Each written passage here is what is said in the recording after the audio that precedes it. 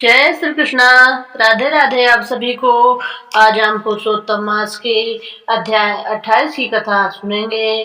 भगवान नारायण ने नारद जी से कहा कि जब लोभी ब्राह्मण कादर की मृत्यु हुई तब उसे धर्मराज के सामने ले जाया गया। उसके पापों का लेखा देखकर चित्रगुप्त ने कहा कि इसने जीवन भर लोभ किया, चोरी की और धर्म कर्म से दूर रहा, इसलिए पहले इसे प्रेत योनि मिलेगी और फिर वानर योनि में जन्म लेकर अपने कर्मों का फल भोगना पड़ेगा।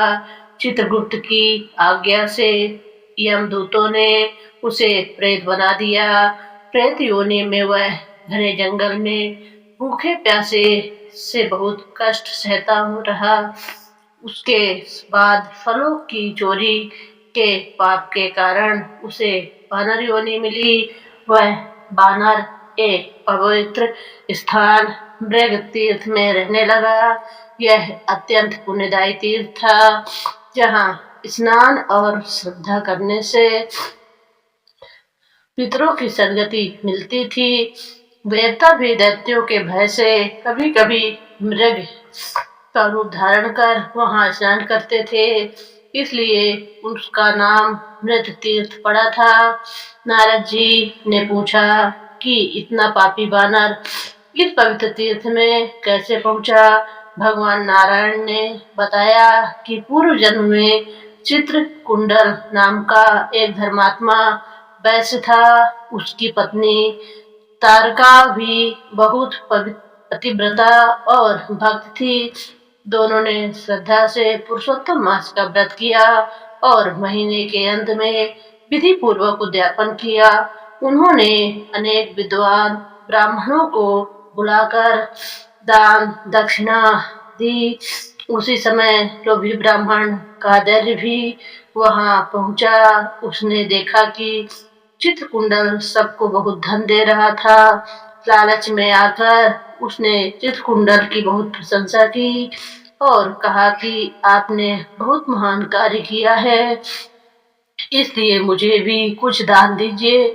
चित्रकुंडल ने उसे भी दान दे दिया। कादर्य ने वह धन लेकर जमीन में गाड़ दिया। यद्यपि कादर्य की भावना शुद्ध नहीं थी, फिर भी उसने पुरुषोत्तम मास की महिमा सुनी, भगवान की पूजा देखी, उनकी स्तुति की और मृग तीर्थ जैसे पवित्र स्थान का दर्शन किया। इन्हीं छोटे छोटे पुण्यों का प्रभाव आगे चलकर उसके उद्धार का कारण बना। इसके बाद भगवान नारायण ने एक और कारण बताया। जब भगवान श्री राम ने रावण का वध किया और युद्ध में मारे गए वानरों को देवताओं द्वारा अमृत वर्षा से जीवित कराया, तब श्री राम ने वरदान दिया कि जहाँ जहाँ वानर रहेंगे वहाँ अच्छे फल फूल, मीठा जल और सुखद वातावरण रहेगा। इसी कारण वह क्षेत्र भी अत्यंत सुंदर और समृद्ध था। लेकिन कादर अपने पुराने पापों के कारण वानर शरीर में भी बहुत दुख भोग रहा था। उसे मुख का भयंकर रोग था। उसके मुख से रक्त बहता रहता था। वह ठीक से खा नहीं सकता था। भूख प्यास से परेशान होकर वह पेड़ों से फल तोड़ता लेकिन खा नहीं पाता था।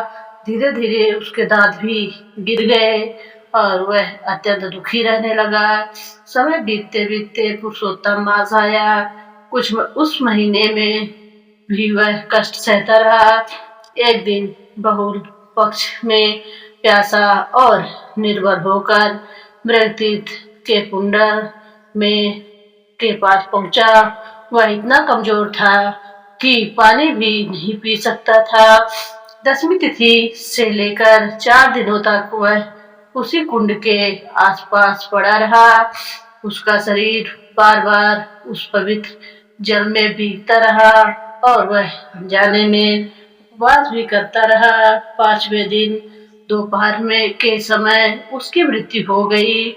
जैसे ही उसने शरीर छोड़ा उसके सारे पाप नष्ट हो गए और उसे एक दिव्य सुंदर और तेजस्वी शरीर प्राप्त हुआ।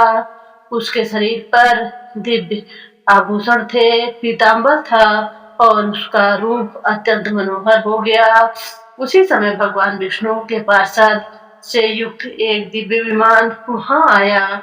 उसने उसमें गंधर्व गान कर रहे थे, अप्सराएं नृत्य कर रही थी और चारों ओर दिव्य आनंद था।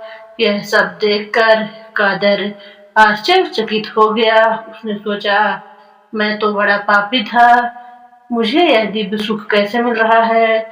मैंने ऐसा कोई का पुण्य किया ही नहीं जिसके कारण मुझे यह सम्मान और वैकुंठ जाने का अवसर मिल रहा है।